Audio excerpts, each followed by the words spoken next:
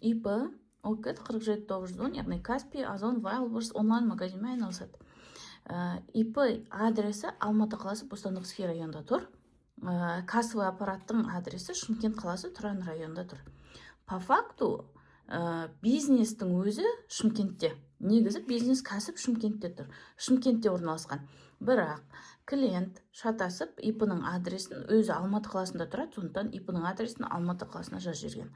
Енді осы жағдайды қарастырайық. Ставка налога. Налогтың ставкасы Алматы қаласы бойынша 3%, ал Шымкенттің қаласы бойынша 2%, 2026 жыл бойынша. Обороты 1 январь мен 30 июнь бойынша 12 миллион шығып тұр.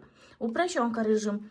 Алматы қаласы бойынша егер санайтын болсақ 3% 360 мың теңге шығады. Ал егер Шымкент қаласы бойынша санайтын болсақ 240 мың теңге, яғни 2% шығады.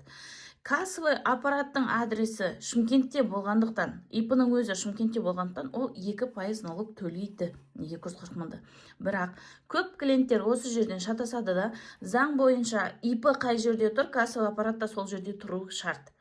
Бір жерде болу керек. Бірақ көбісі осы жерден шатасады және налогты дұрыс төлемейді. Парақшам пайдалы болсын, тіркеліп қойыңыз.